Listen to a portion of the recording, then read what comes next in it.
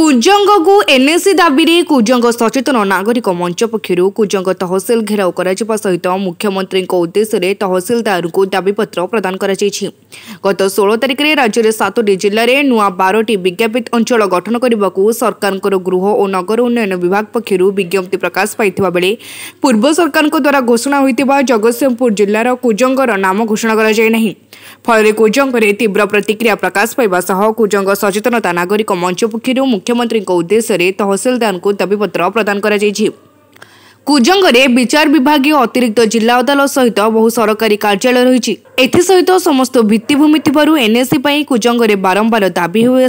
पूर्व सरकार समय 3 जणिया कमिटी द्वारा कुजंग अंचल आर्थिक स्थिति रिपोर्ट जांच कर पुनः 22टी एनएसी गठन में कुजंगर स्थान दि जाइथिला। हेले सरकार बदलिबा परे अचानक 12टी एनएसी घोषणा रे कुजंग बाद पड़थिबारु कुजंग अंचल में असंतोष प्रकाश पाइछि।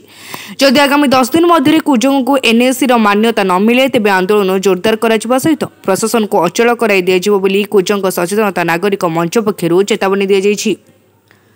आज जो 100 संख्यार आम विक्षोभ प्रदर्शन करिछु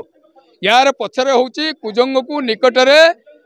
एनएसी मान्यता वंचित करा जाइछि। एथिपई आमे आज गोटे विक्षोभ प्रदर्शन करिछु एवं सतर्क करिछु चेतावनी दैछु यदि आगामी 7 दिन 10 दिन भितर कुजंग को एनएसी माध्यम मान्यता प्रदान करा न जाए ताहले आमे कुजंग बंद डाकरा निश्चय दबु। मेडिकल अच्छी थाना अच्छी तहसिल अच्छी ब्लॉक अच्छी कोर्ट अच्छी सब रजिस्ट ऑफिस अच्छी सब जज कोर्ट अच्छी समस्त फिशरी ऑफिस अच्छी समस्त थी आज कुजंग वंचित रही आम दाबी रखा चाहूँ जे पर्यंत दाबी पूरण होती से पर्यंत ये आंदोलन जारी रहा 10 दिन भर जो सरकार घोषणा न करती आप देखिए कुजंगर दलगत निर्विशेष आम समस्त एकाठी अच्छु। कुजंग एक प्राचीन सहर लड़ेईर माटी प्राचीन माटी विश्व दरबार विश्व इतिहास रे स्थान पाई कुजंग ताकू आज